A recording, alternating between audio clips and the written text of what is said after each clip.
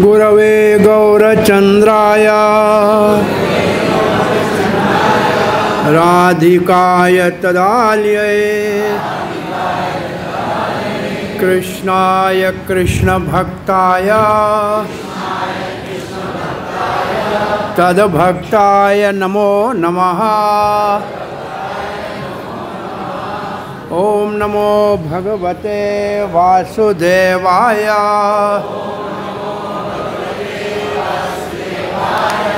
ओम नमो भगवते वासुदेवाय।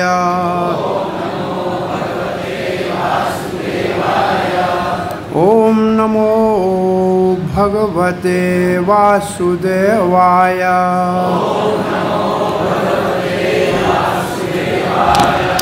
कृष्णाय वासुदेवाय देवकी नंदनाय च नंदगोपकुमाराय गोविंदाय नमो नमः। नमो महावदन्याय कृष्ण प्रेम प्रदायते कृष्णाय कृष्ण चैतन्य नामनि गौरात्वेषे नमः।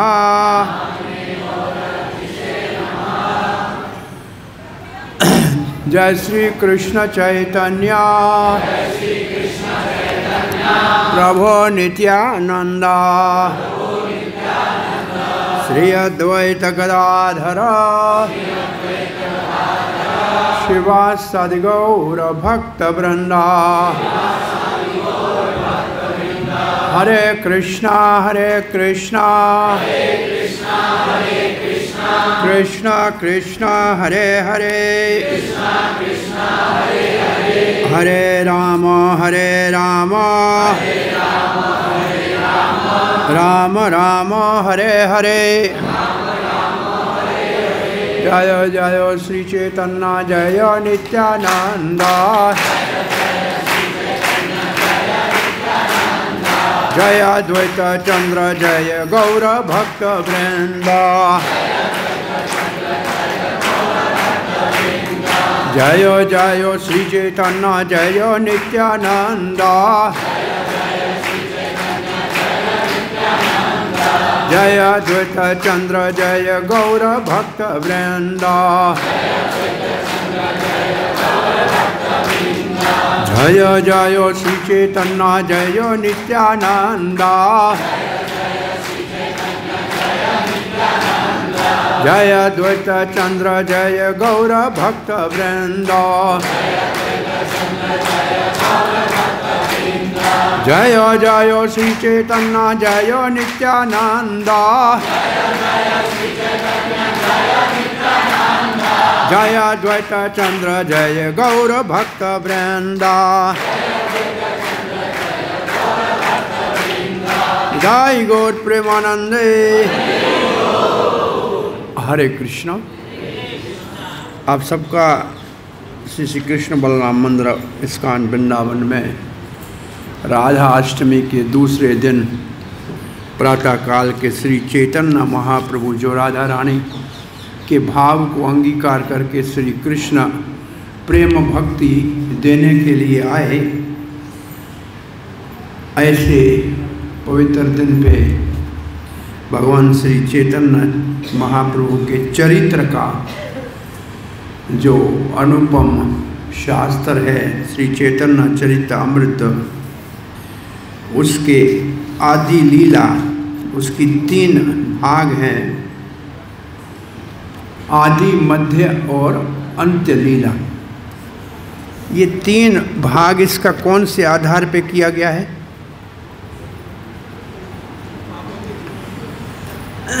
चैतन्य महाप्रभु के जन्म से लेकर संन्यास तक आदि लीला। संन्यास लेने के बाद 6 वर्ष तक जो उन्होंने दक्षिण भारत में और उत्तर भारत में भ्रमण किया वो मध्य लीला। 18 साल जो चैतन्य महाप्रभु जगन्नाथपुरी में रहे वो अंत्य लीला। तो ऐसे 3 भाग इसके हैं। तो हम आदि लीला का पहला अध्याय पढ़ रहे हैं जिसमें गुरु के तत्व के विषय में बताया गया है। तो आज जो श्लोक पढ़ेंगे ये श्लोक तो भागवत का है। इस श्लोक क्यों यहाँ आया है तो एक इससे पहले का श्लोक आपने पढ़ा है, उसको एक बार देख लें तो फिर इस श्लोक को पढ़ें। चलो पहले इसी को पढ़ लेते हैं। साधवो हृदयम मह्यम साधूनां हृदयम त्वहम् मदन्यते न जानाति नाहं तेभ्यो मनागपि साधवो हृदयं मह्यं साधूनां हृदयं त्वहम् मदन्यते न जानन्ति नायं तेभ्यो मनागपि साधवो हृदयं मह्यं साधूनां हृदयं त्वहम् मदन्यते न जानन्ति नाहं तेभ्यो मनागपि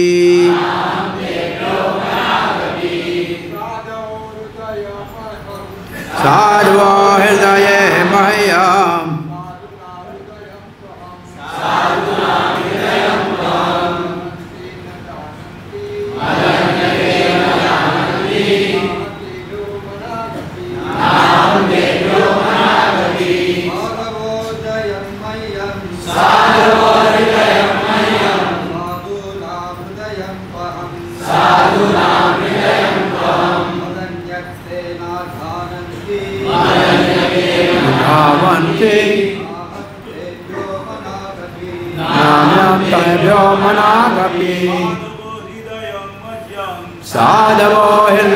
मह्यं साधूनां हृदयं त्वहम् मदन्यते न जानन्ति नाहं तेभ्यो मनागपि। माता जी साधवो हृदयं मह्यं साधूनां हृदयं अहं न जानन्ति नाहं तेभ्यो मनागपि साधवो हृदयं मह्यं साधूनां हृदयं त्वहम् मदन्यते न जानन्ति नाहं तेभ्यो मनागपि। साधवा साधुगण हृदय मह्यं मेरे साधूनां साधुओं का हृदय तो निस्संदेह अहम मैं मेरी अपेक्षा अन्य ते वे नहीं जानते जानते हैं नहीं अहम मैं उसके तेभ्या उनकी अपेक्षा मनाक थोड़ा सा अपि भी।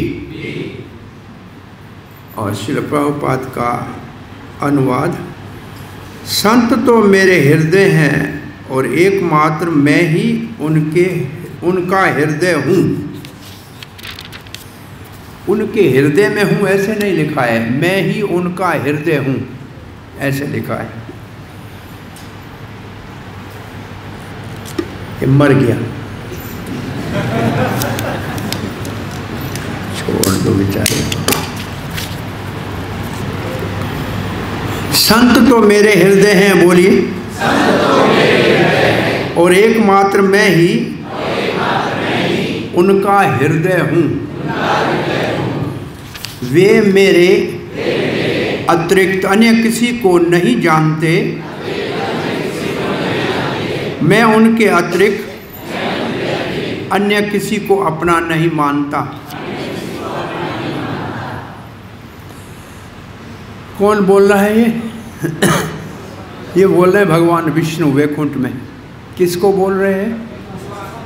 दुर्वासा मुनि को बोल रहे हैं। किसके लिए बोल रहे हैं? अम्बरीश महाराज के लिए बोल रहे हैं। अम्बरीश सरीखे भक्तों के हृदय में मैं रहता हूँ और वो मेरा हृदय है। उनको छोड़ के वो मेरे अतिरिक्त किसी को नहीं जानते हैं, मैं उनके अतिरिक्त किसी को नहीं जानता हूँ। ये अम्बरीश महाराज को भगवान नारायण वैकुंठ में कह रहे हैं। तो श्रील प्रभुपाद ने तात्पर्य में लिखा है, ये श्लोक श्रीमद् भागवत के 9वें स्कंद के 4थे अध्याय का 38 श्लोक है, 68 श्लोक है। मैं दुर्वासा मुनि तथा महाराज अम्बरीश, श्रीमद् भागवत में दुर्वासा मुनि तथा महाराज अम्बरीश के बीच उत्पन्न हुए गलत फहमी के प्रसंग में आया है। गलत फहमी क्यों लिखा है? अम्बरीश महाराज और दुर्वासा मुनि के बीच में गलत फहमी क्या हो गई? गलत फहमी क्या हो गई कि एक बहुत बड़ा योगी एक भक्त की महानता को जानने में नहीं जान पाया। अच्छा, दुर्वासा मुनि है कौन?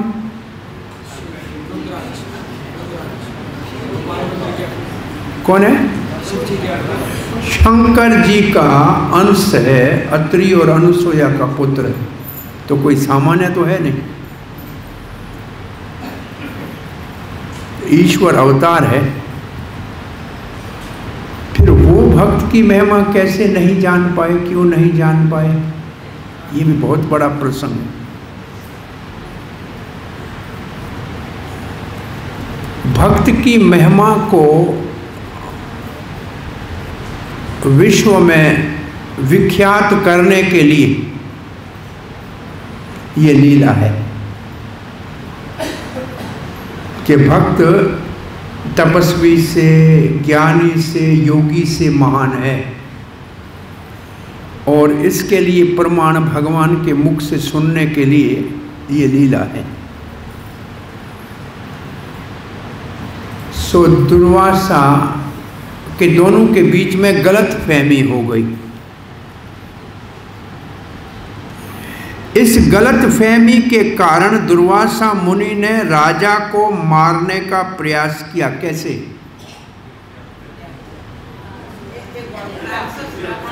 अपने बालों को नीचे झटक के एक कृत्या बनाई और कहा कि जाके अम्बरीश को मारो, और कृत्या अम्बरीश को मारने के लिए गई।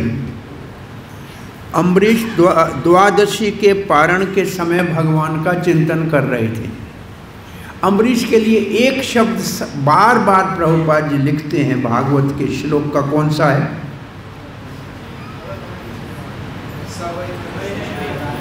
स वै मन कृष्ण पदार विंदयो। अम्बरीश ऐसे उदाहरण है जिनका मन सदा कृष्ण के चरण कमलों के ध्यान में लगा रहता है। ये अम्बरीश नवदा भक्ति के सर्वांग भक्ति का उदाहरण है। एक अंग भक्ति के उदाहरण अलग है, ये सर्वांग भक्ति का उदाहरण है। ये मन से भगवान का चिंतन करते हैं, पाँव से भगवान के मंदिर में जाते हैं, आँखों से भगवान का दर्शन करते हैं, कानों से भगवान का कीर्तन सुनते हैं, जीवा से भगवान का गुणगान करते हैं, नासिका से भगवान के चरणों में चढ़ी हुई तुलसी को सूंघते हैं। तो ये सर्व अंग भक्ति का उदाहरण है।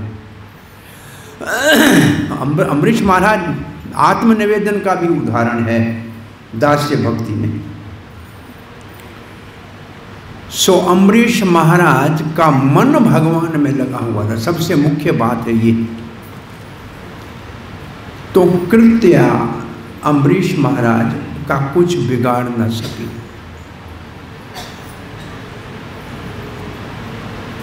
ऐसे एक बार कृत्या षंड और अमरक ने बना के प्रहलाद को मारना चाहा, लेकिन प्रहलाद के भी मन में भगवान प्रहलाद कौन सी भक्ति का उदाहरण है?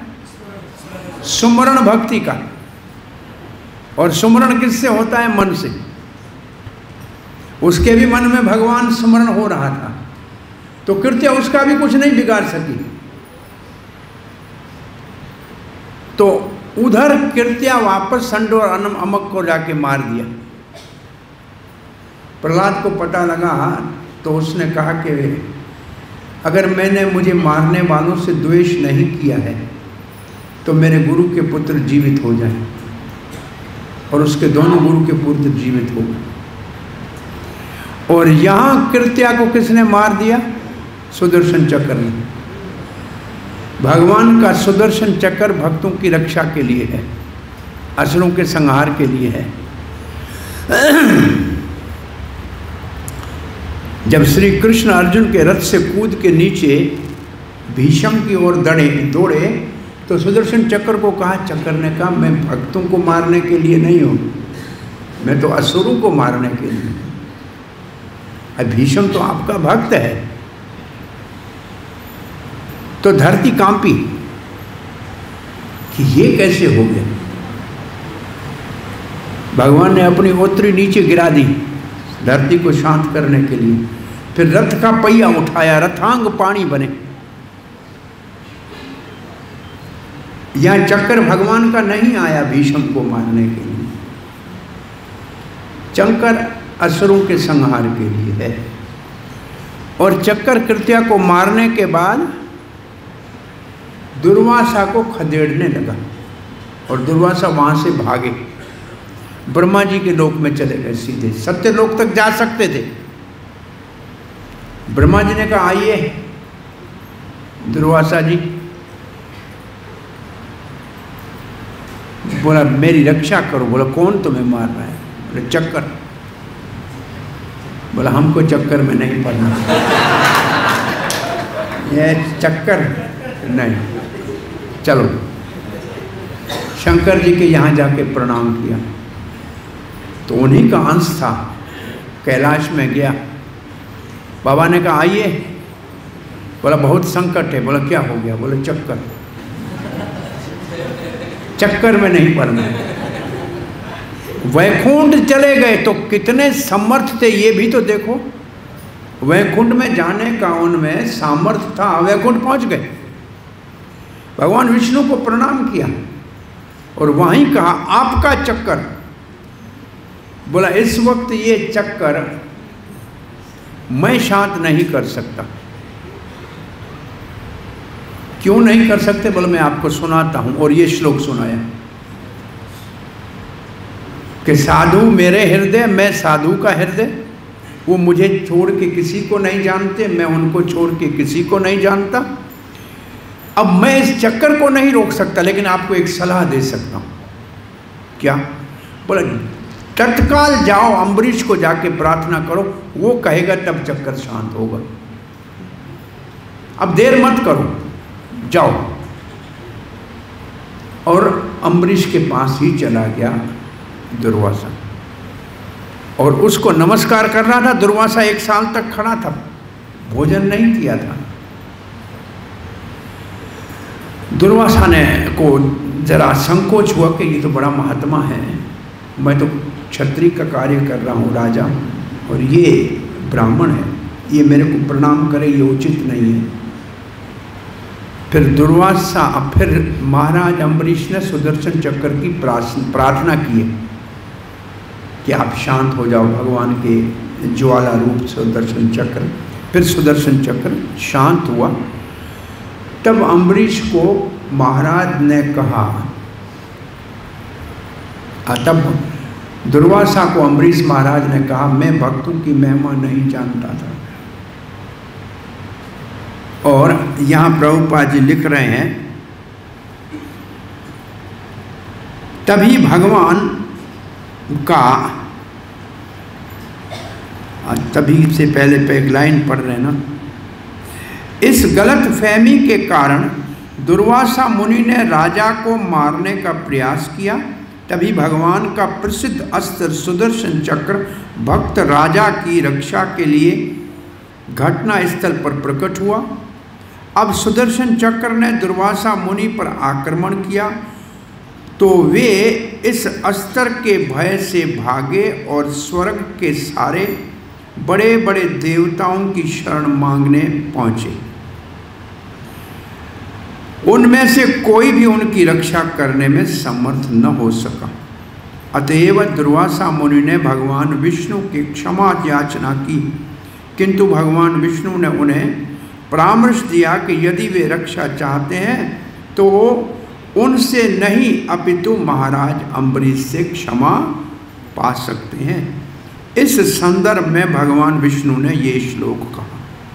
तो ये सारी कथा, इस श्लोक कब, क्यों, किस वास्ते कहा वो बता दिया। भगवान परिपूर्ण एवं सभी समस्याओं से मुक्त होने के कारण अपने भक्तों की प्राणपण से रक्षा करते हैं। भगवान परिपूर्ण एवं सभी समस्याओं से मुक्त होने के कारण अपने भक्तों की प्राणपण से रक्षा करते हैं। उनकी एकमात्र चिंता यही रहती है कि अपने चरणों में शरण लेने वालों को वे कैसे ऊपर उठाएं और उनकी रक्षा करें। यही दायित्व तो गुरु को भी है। देखो अब ये श्लोक यहाँ क्यों आया है उसके तात्पर्य अब लिख रहे हैं। पर हाँ, गुरु कहा यहाँ यही दायित्व का मतलब जो भगवान का दायित्व है, यही दायित्व गुरु को भी सौंपा जाता है। प्रमाणिक गुरु की चिंता यही होती है कि जिन भक्तों ने उन्हें भगवान का प्रतिनिधि मानकर उनकी शरण ग्रहण की है, वे किसी तरह भक्ति में अग्रसर हों। पूर्ण पुरुषोत्तम भगवान को अपने उन भक्तों का सदैव ध्यान रहता है जो उनके चरण कमलों की शरण में आकर उनसे संबंधित ज्ञान के अनुशीलन में पूरी तरह व्यस्त रहते हैं। ओम ज्ञानतिमिरान्धस्य ज्ञानाञ्जनशलाकया चक्षुरुन्मिलितं तस्मै श्री गुरुवे नमः। तो ये श्लोक कह रहा है कि भगवान भक्त के हृदय में रहते हैं।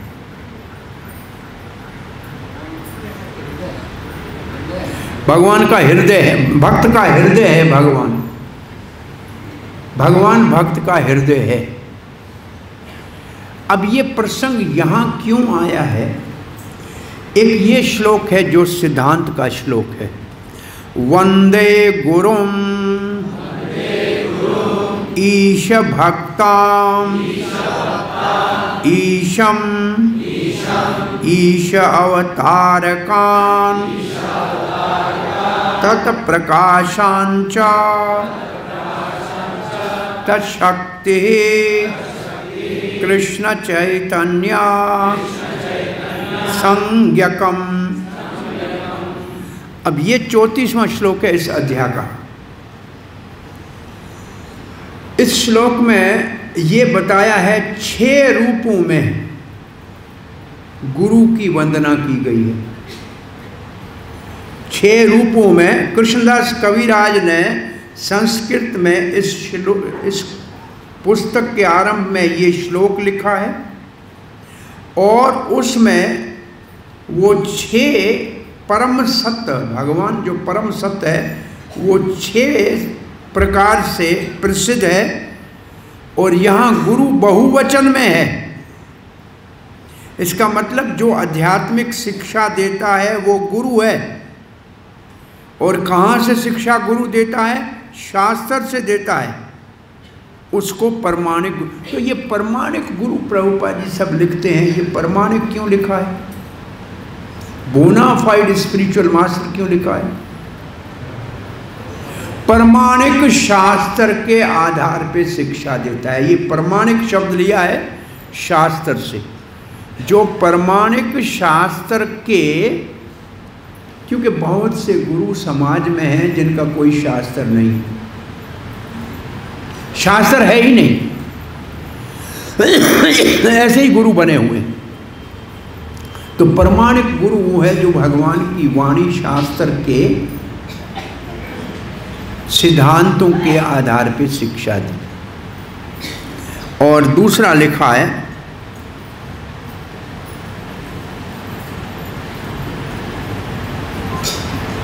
दूसरे भी सहायता करते हैं नए सीखने वाले भक्त को। पहला गुरु वो है जो उसको मंत्र देता है, महामंत्र देता है, उसको दीक्षा गुरु कहते हैं।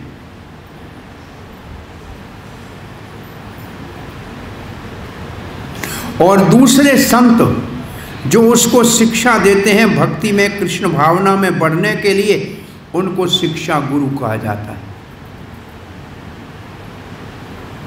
अब ये शिक्षा गुरु कौन सा है? असल में ये शिक्षा गुरु है हृदय में बैठा हुआ परमात्मा, सबको अंदर से पहले शिक्षा देता है।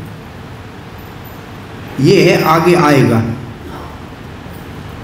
अब लिखा है जो दीक्षा गुरु है और शिक्षा गुरु है, दोनों समान है, दोनों समान है और दोनों ही भगवान श्री कृष्ण की, यह शब्द लिखा है, are identical manifestation of Krishna. इसका मतलब दोनों समान कृष्ण के प्रकाश हैं। कृष्ण इन 2 रूपों में प्रकाशित हुए हैं।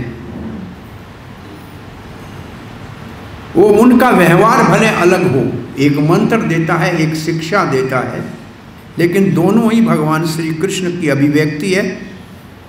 उन दोनों का एक ही काम है कि बद्ध जीव को भगवत धाम ले जाने का मार्ग दिखाएं और सिखाएं। इसलिए कृष्णदास कविराज गोस्वामी ने नित्यानंद प्रभु और 6 गोस्वामी इनको गुरु के रूप में स्वीकार किया है। पहले कविराज गोस्वामी कहते हैं ये 6 गोस्वामी हमारे शिक्षा गुरु हैं। ये आज एक बात थोड़ी ध्यान से समझ लेना, ये शिक्षा गुरु का स्तर बहुत ऊपर का है। ये 6 गोस्वामी हमारे शिक्षा गुरु हैं। इनकी शिक्षा, ये हमारे शिक्षा गुरु कैसे हैं? उनके लिखे हुए पुस्तकों से हम अपनी भक्ति करते हैं। हम जो भक्ति करते हैं वो भक्ति रसामृत सिंधु और उपदेशामृत के माध्यम से करते हैं। तो ये 6 तो हमारे शिक्षा गुरु हैं। और फिर यहाँ लिखा है नित्यानंद को अपना शिक्षा गुरु मानते हैं।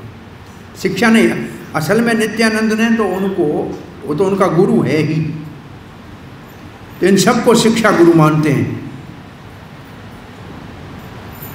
और ईश भक्त का अर्थ है भगवान के शुद्ध भक्त, जैसे श्रीवास।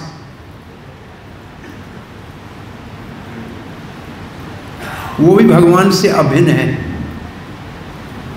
ईश अवतार का अर्थ है अद्वैत आचार्य, जो भक्त के रूप में अवतार हुए हैं। और फिर तत्प्रकाशम का अर्थ है, तत्प्रकाशम भगवान का अपना प्रकाश, नित्यानंद, नित्यानंद प्रभु। तत्शक्ति, तत्शक्ति कौन है? Nityananda. And initiating spiritual master तत्शक्ति रेफर टू। सो नित्यानंद प्रभु का प्रतिनिधि गुरु है। तत्शक्ति रेफर टू स्पिरिचुअल एनर्जी, शक्ति। श्री चैतन्य महाप्रभु, गदाधर, दामोदर, जगदानंद, ये सब अंतरंग शक्ति है। गदाधर राधा रानी का अंश है, और जगदानंद सत्यभामा, और दामोदर ललिता। तो ये सब भगवान की अंतरंग शक्ति है। ये 6 जो सिद्धांत है ये सभी पूजनीय है। कृष्णदास कविराज अपना प्रणाम कर रहे हैं और हमको सिखा रहे हैं भगवान चैतन्य महाप्रभु का पूजन कैसे करना चाहिए। अब इस सिद्धांत के बाद लिखा है,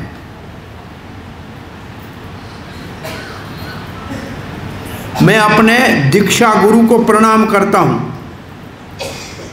फिर लिखा है, मेरा शिक्षा गुरु 6 गोस्वामी है। ये कविराज अपनी बात लिख रहे हैं, मेरा है शिक्षा गुरु 6। अच्छा, कविराज गोस्वामी का दीक्षा गुरु कौन है? मंत्र गुरु आर्यत शिक्षा गुरु गण, तार चरण आगे करिया वंदन। एक गुरु ने मंत्र दिया, बाकी गुरु ने शिक्षा दी, उन सबको मैं प्रणाम करता हूं। और तब लिखते हैं, नाम लिखा है 6 गोस्वामियों का। और भी भगवान के बहुत से भक्त हैं, उनको मैं बार बार प्रणाम कर रहा हूँ। अद्वैत आचार्य को प्रणाम कर रहा हूँ, नित्यानंद राम को प्रणाम। और फिर लिखे हैं, ये 6 एक में कैसे हैं, ये मैं आपको बताने जा रहा हूँ।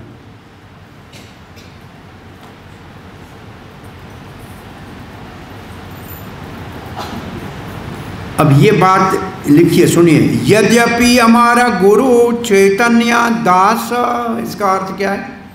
मैं ये जानता हूं कि मेरा गुरु चैतन्य महाप्रभु का सेवक है। तथापि जानियामि तहार प्रकाश, फिर भी मैं जानता हूं ये उनका प्रकाश है, उनका सेवक है, फिर भी उनका प्रकाश है का मतलब, प्रकाश का क्या मतलब है? भगवान का विस्तार। प्रकाश का मतलब है भगवान का विस्तार है भगवान का सेवक, लेकिन भगवान का विस्तार है। अब वो आगे इस बात को समझाएंगे। तब भागवत का श्लोक लिखा है, भगवान ने अपने मुख से कहा है, आचार्य को मेरा स्वरूप मानो। ये श्लोक भी पढ़ लेते हैं। आचार्य माम विजानेयाम, आचार्य को मेरे समान समझो, कभी भी उसका अपमान मत करो, उसको सामान्य मत समझो। ये आचार्य के लिखा है। अब आ रहा है दूसरा, जिसका प्राय महत्व या तो हमने बहुत कम कर दिया है या बहुत ज़्यादा कर दिया है, लेकिन प्रॉपर नहीं। अब जो श्लोक आ रहा है, शिक्षा गुरु तजानी कृष्णेर स्वरूप, शिक्षा गुरु को कृष्ण का स्वरूप जानो। अंतर्यामी भक्त श्रेष्ठ यही दुई रूप। अब यहां श्लोक लिखा है, शिक्षा गुरु भगवान श्री कृष्ण का स्वरूप है। भगवान श्री कृष्ण परमात्मा के रूप में और एक महान भक्त के रूप में विस्तृत होते हैं। अब ये बात शिक्षा गुरु भी कही जा गई है, इसलिए कहा है कि भगवान का हृदय, परमात्मा भी हृदय में है और भक्त के हृदय में भी परमात्मा है। इसलिए शिक्षा गुरु की महिमा के लिए आज का श्लोक हमने पढ़ा है। ये शिक्षा गुरु का प्रमाण दे रहे हैं। तो कहते क्या हैं? जो शिक्षा गुरु है वो श्री कृष्ण का प्रमाणिक प्रतिनिधि है। भगवान श्री कृष्ण स्वयं गुरु को हृदय से प्रेरणा देते हैं और हमको अंदर से भी और बाहर से, अंदर से परमात्मा, बाहर से गुरु के रूप में। तो ये दो भगवान के रूप है, शिक्षा गुरु और परमात्मा। मंत्र गुरु अलग हो गया, अब दो और हैं, इसकी बात हो रही है।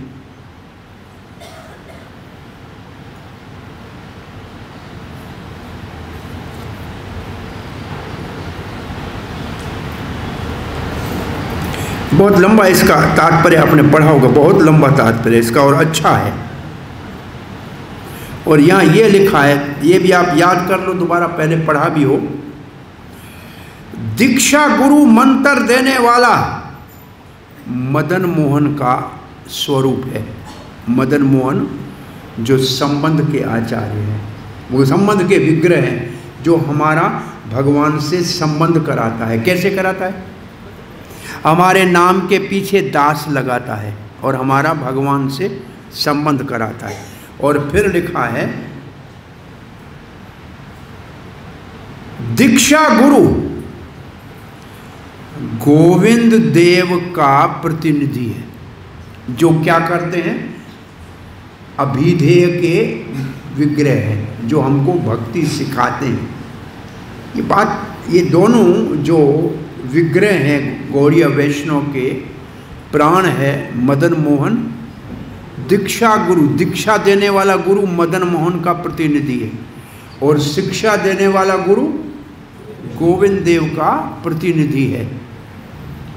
और हमारा अभिधेय का आचार्य कौन है? रूप गोस्वामी। और संबंध के आचार्य कौन है? मदन मोहन को प्रकट करने वाले सनातन गोस्वामी। तो इसलिए प्रभुपाद ने लिखा है कि हम रूप गोस्वामी के अधीन है, क्योंकि हमको करनी भक्ति है। ये जो लिखा है, इससे ऐसे लगता है कि शिक्षा गुरु का महत्व ज्यादा है भक्त के जीवन में। अब आगे एक उदाहरण देंगे कवि इसका बिलोमंगल ठाकुर का। वो कहता है, वो नाम लेगा कि मेरा दीक्षा गुरु ये है, पद प्रतिष्ठित गुरु ये है, और मेरा अपना गुरु कृष्ण है। 3 गुरुओं का वर्णन करेंगे। श्लोक आपने पढ़ा है, आपको सब नहीं होंगे, हो सकता है याद नहीं है, यहाँ आया तो बताऊं। और इन दोनों का वृंदावन में पूजन होता है। गोपीनाथ जो है वो तो हमारी परम सिद्धि को प्राप्त करके कृष्ण प्रेम प्राप्त करने का विग्रह है, वो प्रयोजन का विग्रह है। तो अब ये 3 तो याद कर लीजिए आज। क्या 3 याद करेंगे? दीक्षा गुरु किसका प्रतिनिधि है? मदन मोहन का।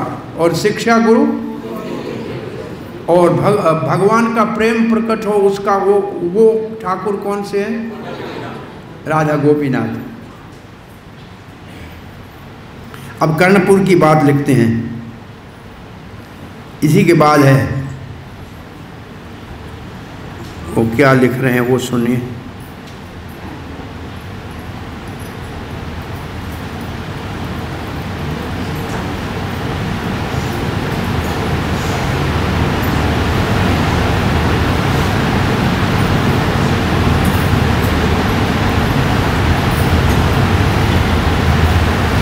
अच्छा, इसके बाद तो बहुत बड़ा भारी यहाँ चतुर्श्लोकी भागवत के 4 श्लोक लिखे हुए हैं। इसके बाद आप तो यहाँ पढ़े होंगे चतुर्श्लोकी भागवत के 4 श्लोक लिखे हैं। वो क्यों लिखे हैं? वो ब्रह्मा जी ने भगवान को हृदय में ज्ञान दिया है, हृदय में ज्ञान दिया है, तो शिक्षा दी है, और ये शिक्षा का सार है, और जो ये सार देता है वो गुरु है। ये 4 ब्रह्मा जी के श्लोक कह के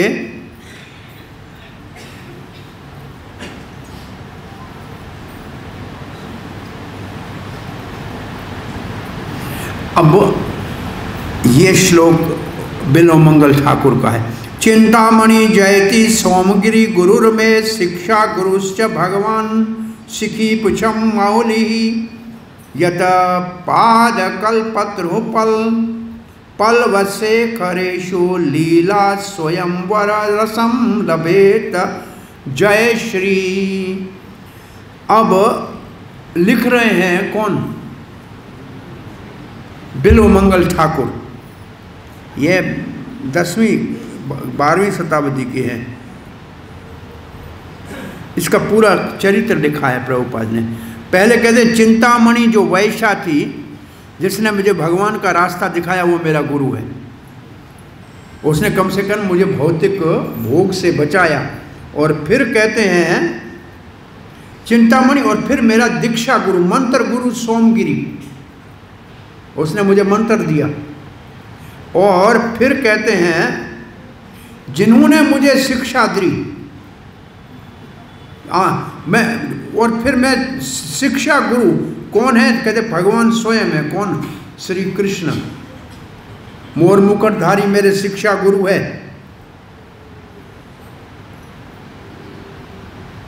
और उनके चरण कमल कल्प वृक्ष है। और जय श्री राधिका उनकी प्रियसी है, वो मेरे। तो प्रभुपाद जी ने यहाँ लिखा है, ये कृष्ण कर्णामृत का श्लोक है, बिलोमंगल ठाकुर के लिए लिखा है। एक खास बात लिखी है कि बिलोमंगल ठाकुर ने द्वारका के मंदिर का निर्माण कराया, या द्वारका का मंदिर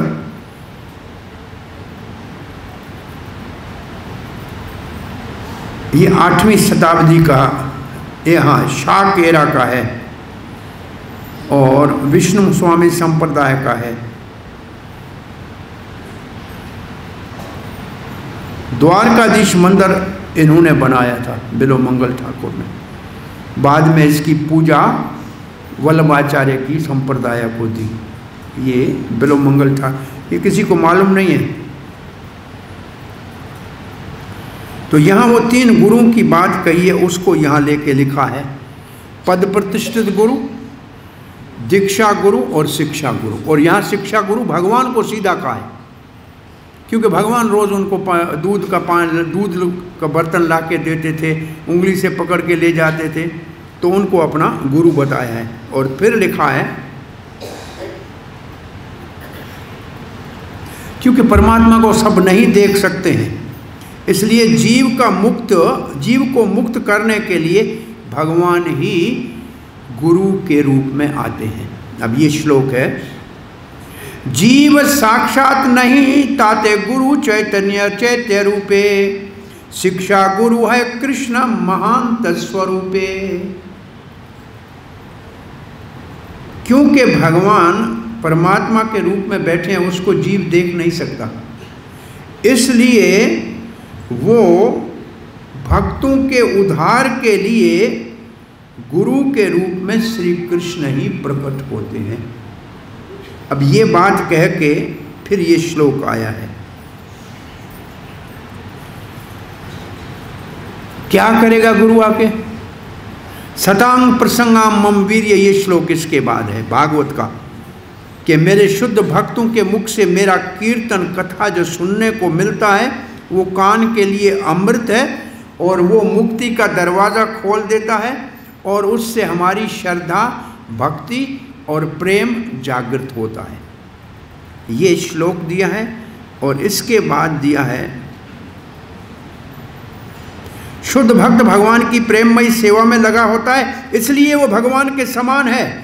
और फिर ये बात कही है, अब हमारे श्लोक आने से पहले, ईश्वर स्वरूप भक्त तहारा अधिष्ठान, भक्तेर हृदय कृष्णेर सतत विश्राम।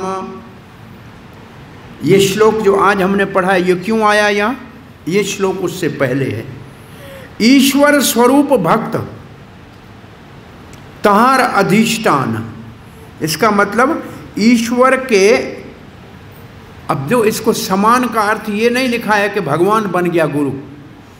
ईश्वर स्वरूप भक्त तहार अधिष्ठान, इसका मतलब निरंतर भक्त भगवान का चिंतन करता है, और भक्तेर हृदय कृष्णेर सतत विश्राम, भगवान श्री कृष्ण भक्त के हृदय में सदा रहते हैं।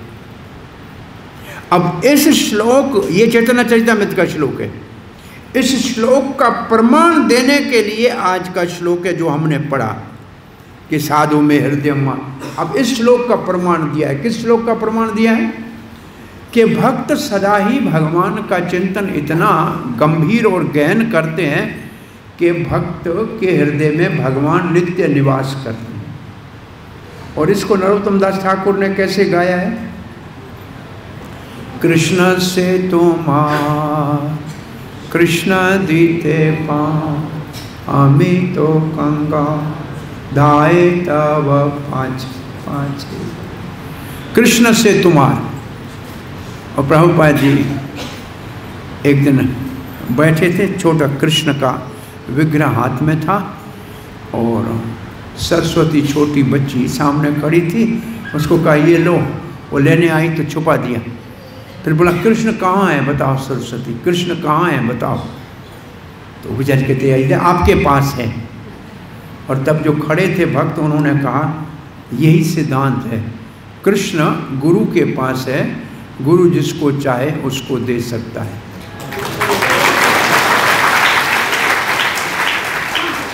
कृष्ण से तुम्हारा कृष्ण दीते पार, आप ही दे सकते हो कृष्ण को।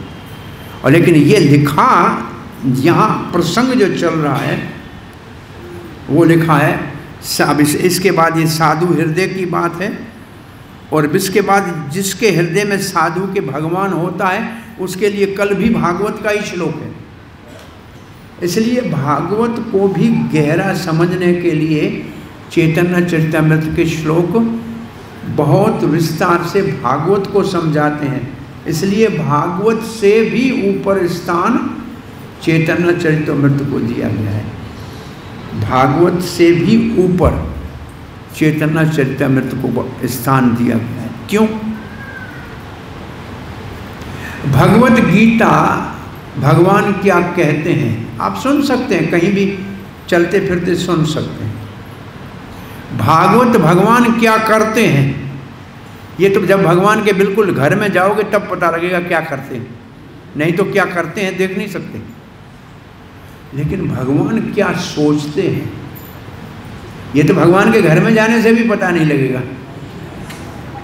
तो भगवत गीता है भगवान क्या कहते हैं, भागवत है भगवान क्या करते हैं, और चैतन्य चरितामृत है भगवान क्या सोचते हैं। तो भगवान के हृदय की बातें हैं इसमें। और भगवान किसके हृदय में है ये यहाँ बताया गया है कि भगवान किसके हृदय में है। सबके हृदय में परमात्मा के रूप में, लेकिन किसने उसको साक्षात किया है। जिसने साक्षात किया है, वैसे गुरु कैसे भगवान देगा ये बहुत बड़ा एक प्रसंग है। गुरु भगवान कैसे देगा?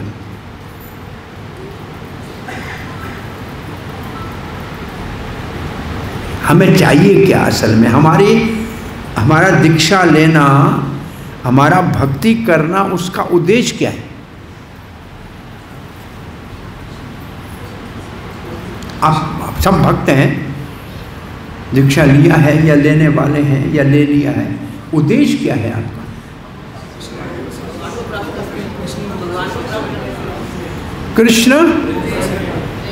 कृष्ण प्रेम को, मैं इसको सरल भाषा में बोलूं, प्रभुपाद जी से एक बार उनके एक शिष्य ने प्रार्थना करके पूछा कि गुरुदेव मैं क्या करूं आप प्रसन्न हो जाएं, आपकी प्रसन्नता के लिए मैं क्या करूं? प्रभुपाद थोड़ी देर शांत रहे, फिर कहा जब तुम कृष्ण से प्रेम करना सीख जाओगे तब मैं प्रसन्न हो जाऊंगा। इसका अर्थ है कि हम सब भक्ति में आए हैं काहे के लिए? कृष्ण प्रेम को प्राप्त करने के लिए। अब ये कृष्ण प्रेम पहले से हमारे हृदय में भगवान ने भर के भेजा, किसी का हृदय प्रेम से खाली नहीं है। उस प्रेम को जगाने के लिए गुरु के हृदय से कुछ चीजें कही गई हैं यहाँ। जो 6 सिद्धांत है, कौन से 6 सिद्धांत थे जो गुरु के विषय में लिखा है? वंदे गुरुम ईशम ईश अवतारम ईश भक्ताम ईश शक्ति, ये जो पढ़ा था ना, इसमें जो ईश शक्ति है वो गुरु के हृदय से जब स्निग्ध शिष्य, स्निग्ध किसको बोलते हैं? स्निग्ध वैसे संस्कृत में घी को बोलते हैं, तेल को, घी को स्निग्ध कहते हैं। इसका मतलब जैसे बिठाओ वैसे, अब जिस बर्तन में डालोगे घी वैसे ही घी वैसा ही रूप ले लेगा ना। इसका मतलब जो आज्ञाकारी है, जैसे कहो वैसे करने को तैयार है, उसको स्निग्ध शिष्य कहते हैं। और ये स्निग्ध शिष्य भागवत के पहले अध्याय में ही है कि आप स्निग्ध शिष्य थे, इसलिए गुरुओं ने अपने हृदय की बात आपको बता दी। आपने ये लाइन सुनी है? ये सूत गोस्वामी को कहते हैं स्निग्ध शिष्यस्य गुरु। वहाँ भी बहुवचन में गुरु है कि गुरु अपने हृदय का सारा राज उसको बता देते हैं, जो ऐसा आज्ञाकारी शिष्य होता है। तो वो क्या देते हैं गुरु? वो शक्ति कौन सी देते हैं जिस शक्ति से हमारे जीवन का लक्ष्य प्रेम प्रकट हो, जागृत हो जाता है। ये चीज मांगनी चाहिए, प्रार्थना करके मांगनी चाहिए। कृपा कीजिए गुरुदेव, कृपा, श्रद्धा बिंदु दिया गुरुदेव। वो क्या चीज है? वो ईश शक्ति, वो है ईश शक्ति। तो भगवान की शक्ति कौन सी है? राधा रानी। और उसका स्वरूप कल हमने सुना कौन सा है? अलादीनी शक्ति। और इसी से पहले कितनी शक्तियां भगवान की? एक ही शक्ति, अंतरंग के 3 रूप है। कौन से कौन से? अलादीनी और संवित और सैंदनी। संवित क्या काम करती है? कृष्ण का पहचान कराती है। और हलादिनी क्या करती है? आनंद का अनुभूति कराती है। ये 2 शक्तियां, संवित और हलादिनी, ये गुरु के हृदय से शिष्य के हृदय में कृपा करके आएंगी। तब भाव भक्ति हमारी जाग जाएगी और हमारे जीवन का लक्ष्य प्रेम भक्ति प्रकट होना शुरू हो जाएगी। ये कौन देता है? असल में ये बात उसकी चल रही है, बहुत गंभीर बात है, गहरी बात है। ये कौन दे सकता है, कैसे देख सकता है? वो हृदय में भगवान बैठा हुआ है, जब प्रेरणा देगा तब वो देगा परमात्मा, लेकिन सेवा करेंगे तब देगा। ये असल में गुरु क्या देता है? यही देता है, कृष्ण प्रेम प्रकट हो जाएगा। अब ये मांगना चाहिए जाके, कृपा कीजिए हमारे ऊपर, ये आशीर्वाद, ये भगवान प्रेम हमारा जागृत हो जाए, ये कृपा कीजिए। बाकी सब साधन करना, जमीन को ठीक करना है, बीज डालना, बीज तो पहले पड़ा है, लेकिन उसको पानी चाहिए और रोशनी चाहिए। बीज तो वहाँ है प्रेम का, लेकिन उसके लिए पानी और रोशनी चाहिए, उसको अंकुरित होने के लिए। ये हैं 2 शक्तियाँ जो गुरु के हृदय से आती हैं। और ये गुरु बहुवचन में है, तो दूसरों का आदर देना। इसलिए इस्कॉन में जो ये एक दीक्षा से पहले जो डिसाइपल कोर्स कराते हैं, उसमें मुख्य बात ये सिखाते हैं कि प्रभुपाद जी हम सबके शिक्षा गुरु, जैसे कविराज गोस्वामी के शिक्षा गुरु 6 गोस्वामी, और हम सबके शिक्षा गुरु प्रभुपाद, क्योंकि उनके शास्त्रों से हमारी भक्ति का आधार तो वो है। तो वो हमारे शिक्षा गुरु नित्य सदा और आने वाली 10,000 साल तक सब पीढ़ियों के रहेंगे।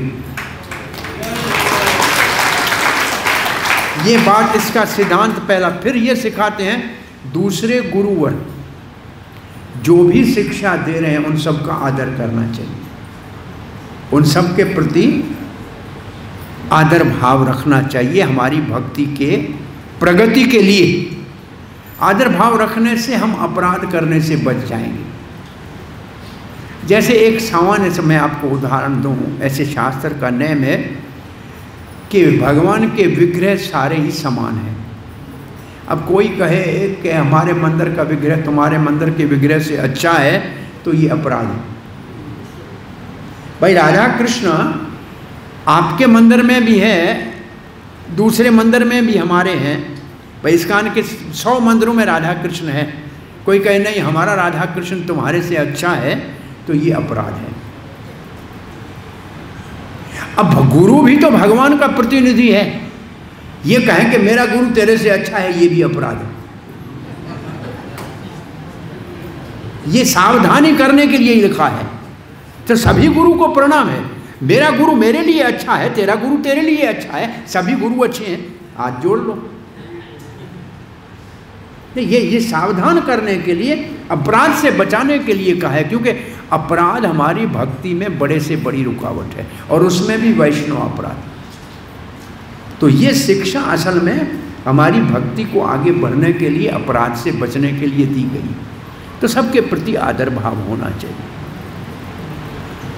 और सभी एक प्रभुपाद के प्रति, जैसे प्रभुपाद के प्रतिनिधि हैं सारे ही प्रभुपाद की संस्था को ही तो विश्व में प्रचार कर रहे हैं। हर एक अपने जो उसमें जो भगवान ने उसको शक्ति दी है उससे कर रहे हैं, तो सबके लिए आदर भाव होना चाहिए।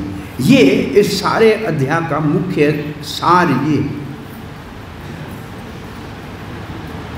तो किसी का कोई प्रश्न जिज्ञासा है? हाँ, 1-2 हाथ ऊपर है, बोलिए।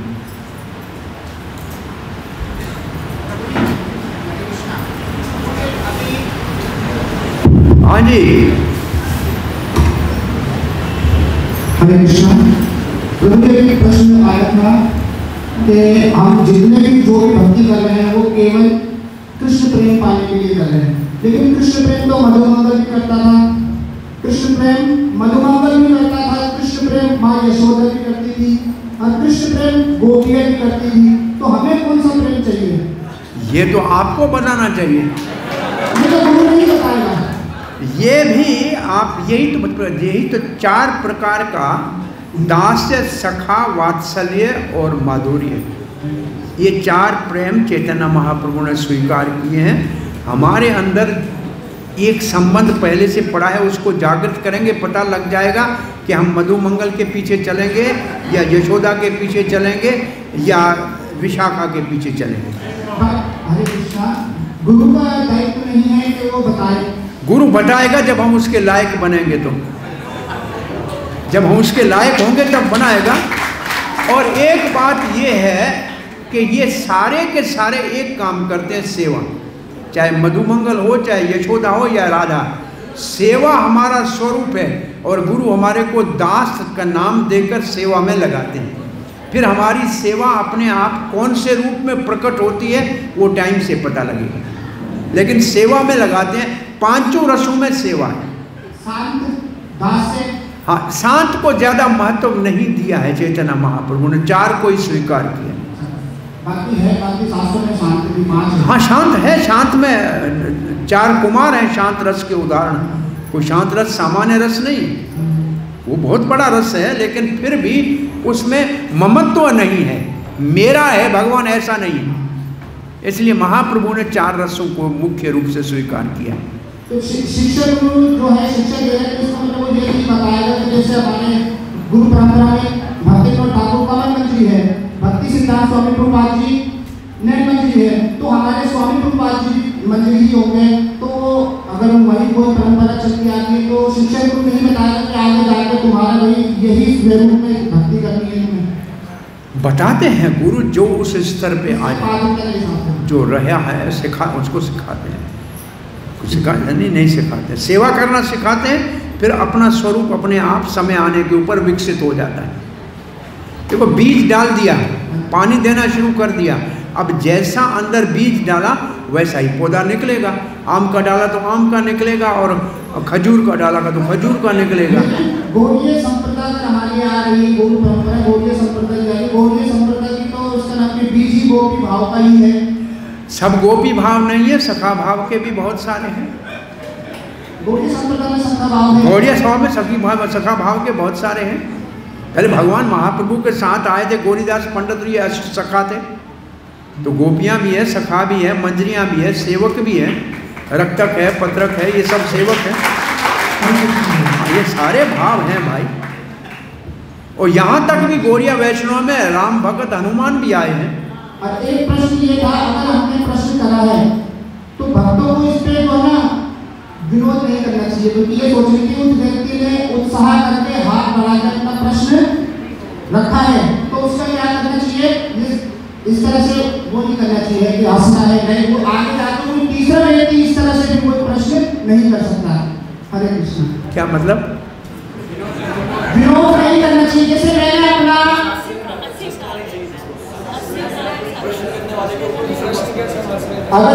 प्रश्न रखा है तो जो है आगे जाके कुछ वैष्णव भक्त है वो जो है हंस रहे हैं, तो मैं अच्छा हंसने दो। हाँ जी, तो तीसरा जो व्यक्ति होगा वो भी डर जाएगा, कहीं मैं तो मेरे बारे में ना हंस दिए।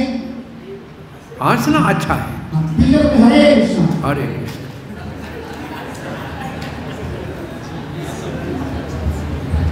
हंसना बड़ा काम का है। हास्य एक रस है भाई, वो रस की पुष्टि करता है। हाँ जी, आपका क्या प्रश्न है, पूछ लीजिए। हरे कृष्ण। तो जैसा आपने बताया कि शिक्षा गुरु का स्तर जो है वो ऊंचा होता है दीक्षा गुरु से, तो दीक्षा गुरु से ऊंचा होता है ऐसे मैंने नहीं कहा। मैंने ये कहा जो मैंने कहा नहीं, लेकिन मैं कहना चाह रहा था, आजकल जो भक्ति वृक्ष चलाते हैं वो अपने आप को शिक्षा गुरु करके पूजाने की मूर्खता करते हैं।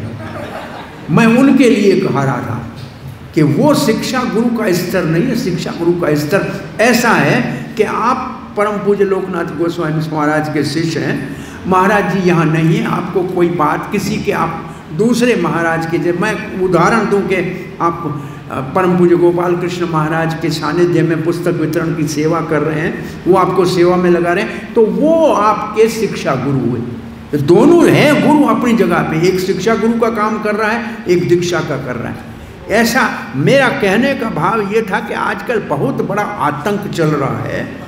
वो जो भक्ति वृक्ष का लीडर है वो कहता है तुम बाजार में कहीं जाओगे मुझसे पूछ के जाओ, खाओगे तो मुझसे पूछ के खाओ। ये जो आतंक चल रहा है ये शिक्षा गुरु के नाम में ये गलत है।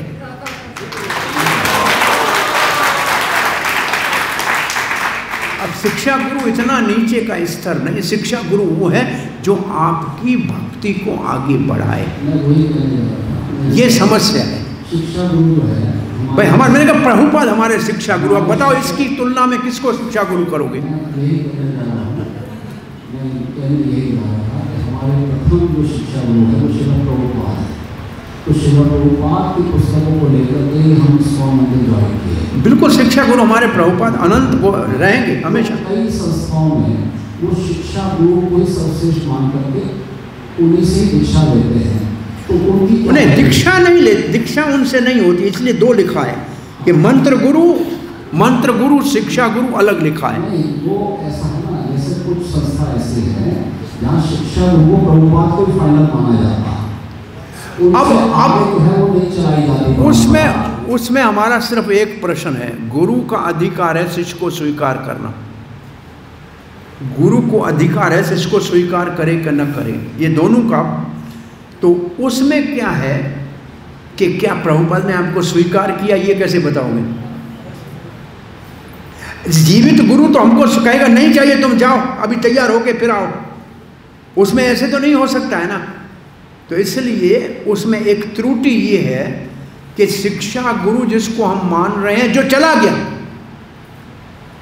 उनके शास्त्र को हम मानते हैं, परंतु उसको अगर दीक्षा गुरु मान लिया मंत्र वाला, तो उसने स्वीकार किया नहीं किया, इसका प्रमाण कहाँ है? गुरु ग्रंथ साहिब भी है ना, गुरु ग्रंथ साहिब वो चल रहा है ना, वो वही रास्ता है गुरु का।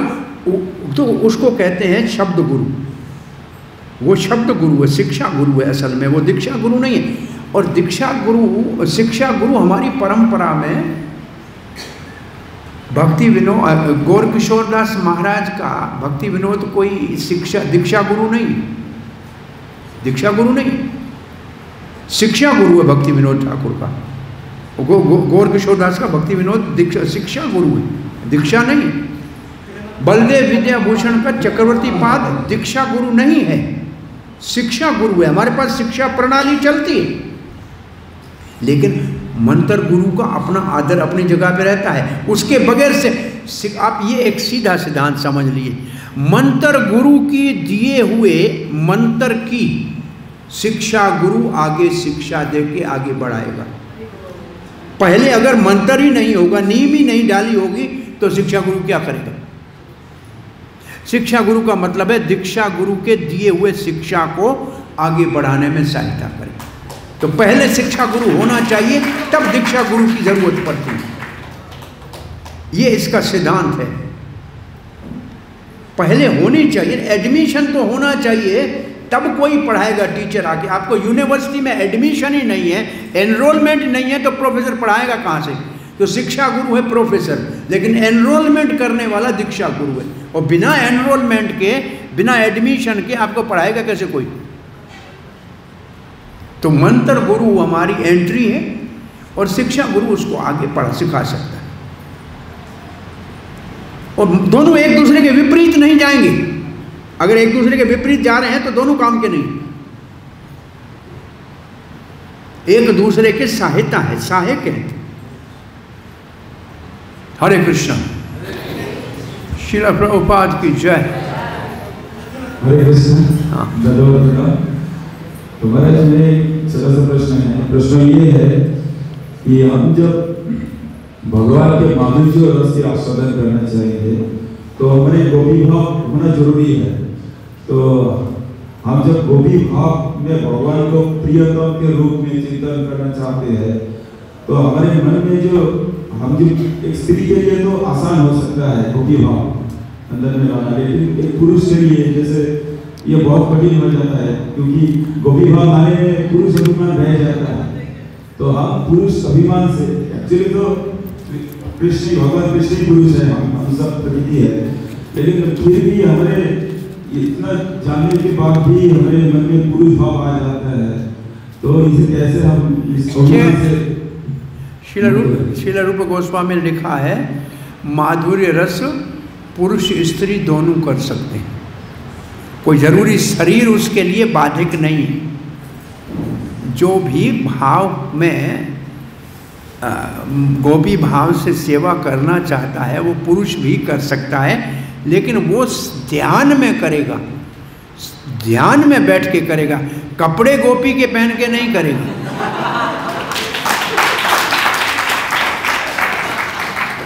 इसका मतलब कोई माता जी सखा बनना चाहती है तो धोती पहन के चोटी रख के नहीं आएगी, वो जैसे है वैसे रह के सखा भाव में। वो अंदर की मेडिटेशन है, बाहर की नहीं। दोनों कर सकते हैं गोपी भाव, ऐसा कोई दोनों कर। ये सारे हमारे आचार्य गोपी भाव में थे, ये सारे पुरुष थे। स्त्री कौन सी थी इसमें से? रूप गोस्वामी, सनातन गोस्वामी से सारे पुरुष ही थे। तो ये सारे तो मंजरी भाव में है, गोपी भाव में है, कोई देह का फर्क नहीं है। हरे कृष्ण।